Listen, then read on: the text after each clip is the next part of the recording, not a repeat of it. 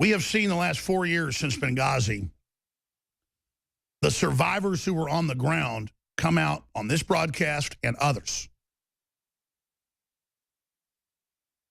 True heroes. Not just because they went and fought 20 to 1, 30 to 1, 40 to 1, depending on the numbers in Benghazi, but because they didn't follow illegal, unconstitutional, treacherous, treasonous orders that violated their sworn oath to defend the Republic from enemies foreign and domestic, and to not follow orders to stand down for 13 hours, 8.5 hours of a firefight while the ambassador and his people were killed. And they've gone public. And so the good news here is the truth is coming out. And just what Tosh Plumlee told us 4 years ago on air, he said, I remember he was saying this, and I wasn't getting it. And I think I know a lot. He's like, it goes down to El Chapo. I've been down there at his ranch. This is where El Chapo was even caught again. And it's guns out of there being shipped over there, and it's wrong, and it's dangerous, and it ties into Fast and Furious. He's all on record. And now, a couple years later, it's in the news. 50 calibers, Fast and Furious, down to El Chapo, the guns going out to the Middle East, guns from Fast and Furious show up in the Middle East. It's all happening. Because if they can't get our own military to ship the guns to ISIS and Al-Qaeda, they do it through Mexico.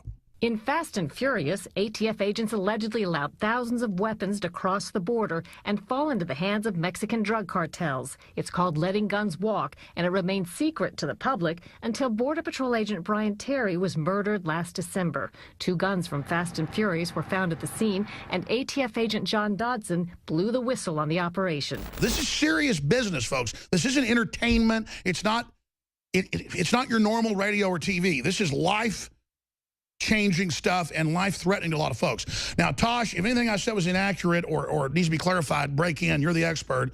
But you are a hero. You don't like to have that said about you. But, you know, you're right up there with the guys in 13 hours and what they did, you know, not following orders and doing the right thing. You put yourself on the line so many times. So thank you so much for your courage and what you've done.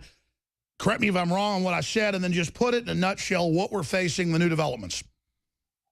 Well, okay, Alex, thank you very much for having me back on your program. I appreciate that. You're right. The more, I wouldn't call it publicity, we can get out there, but the more truth and facts and vetted information that we can get out public before the fact, so that we're aware as we go into this next election of what we're really up against.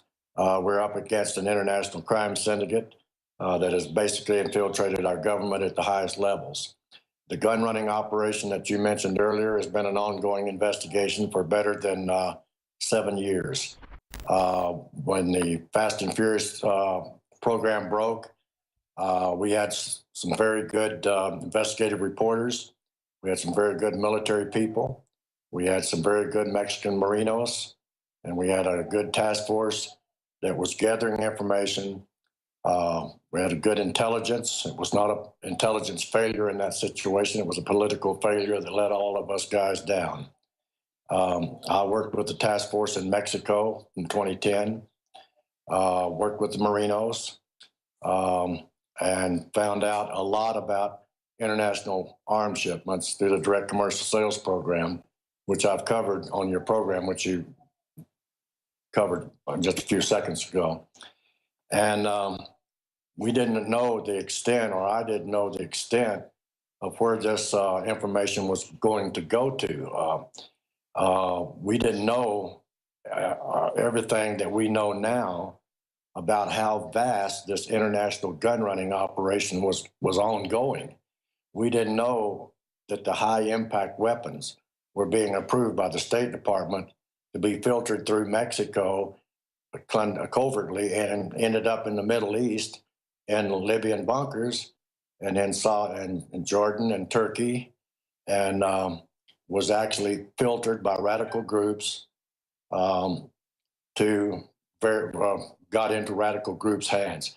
Missing Stinger missiles, 400 of them.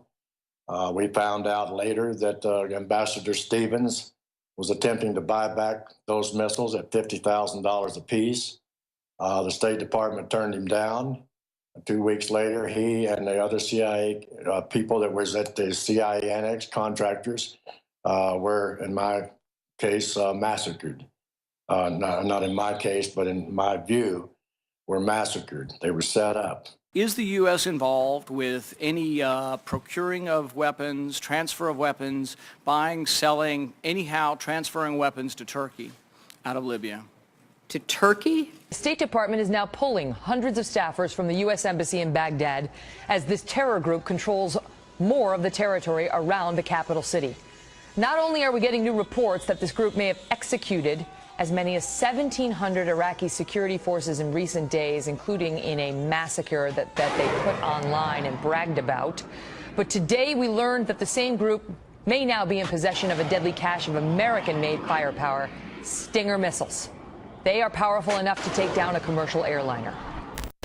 We took this information when along the border down here, when Fast and Furious was going. We found out about arms shipments coming across Columbus, New Mexico. It was not straw purchasers, like the federal government tried to tell everybody, the general public. It was a major international gun running that was going through ports of Columbus, New Mexico, Antelope Wells, Piedras Negras, and by the Falcon Lakes area, and Lajitas was the crossover points. The Mexican Army at that point in time had arrangements made that some of those weapons would be pilfered off and given to various drug cartels and gangs. Joaquin Guzman was one of them. Carl Quintero was another. And there was a shipment would go through that area. Those weapons would be pilfered off, a percentage of them. And then other high-impact weapons ended up in the Middle East in Libyan bunkers. Some years later, after some of that had happened, and Gaddafi was killed, CBS photographed some of the Stinger missiles in the back of Toyota trucks before ISA was really a strong fighting force. I put out at that time 11 Benghazi questions, and question number 6 was, will someday our American troops be facing those American weapons on some foreign battlefield? And that is exactly where they are today. Our troops are over in Afghanistan and all in the Middle East, and they're facing fire from our weapons that were shipped through Mexico to the Middle East as far back as 2009 that I've recorded, and I've had reports that it was actually earlier than that, as far back as 2005. We attempted everything. I say we, I'm going to use the plural because there's more people than just me involved in this. We attempted to get all this information through proper channels and was flat stopped by the U.S. State Department. And I can't say it any stronger than that. Flat stopped by the U.S. State Department.